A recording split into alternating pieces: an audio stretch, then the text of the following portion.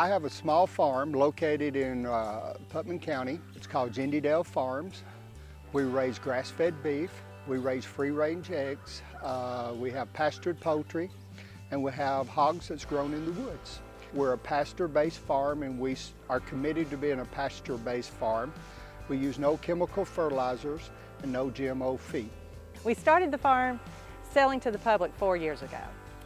My husband inherited his part of the farm from his father several years ago, so he's actually farmed his whole life, but we had always sold the cattle at the stock barn. So with the advent of the farm-to-table movement, we thought we'd start selling straight to the public.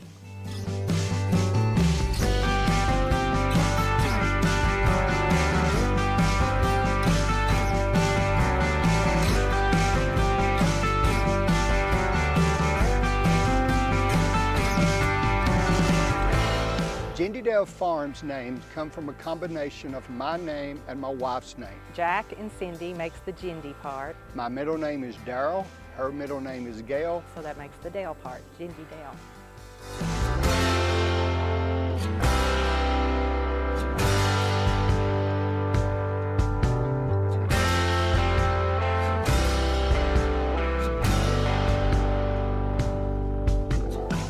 Jack has been, you know, his father farmed before he did, and his grandfather farmed before he did, so farming has just run in the family for several generations. The inspiration came, though, once my husband started experiencing some health problems of his own. We became more aware of what was in the food we were eating. So that made us want to make sure our food was healthier for our own benefit. And so then, of course, we did it for our customers also.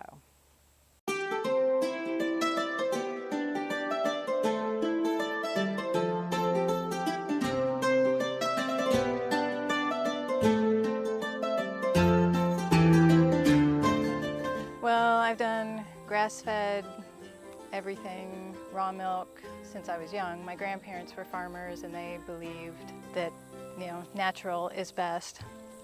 The flavor, you cannot beat grass-fed, naturally raised meats. You can't. It's when you eat grass-fed and then you go somewhere and they serve grain-fed, you can tell the difference. I just think it tastes much better because it has more flavor in it, and I like the chicken better because, well, we can actually find good chicken, and I just think it's much more flavorful than it is at the grocery store. And then the eco-conscious, it takes less time and lower temperatures to cook natural beef, pork, and chicken than the regular stuff you get from the grocery store. The fats are more high quality, which fats are necessary even though people don't want to believe it. So it's just higher quality all the way around. I think the most important thing is that it's local, that we do know where our beef is being raised and that it's not traveling hundreds of miles and you know, through a feedlot. I think that even if you have even a bit of grain-fed, as long as you know where your animal's coming from, that's probably the most important thing to us.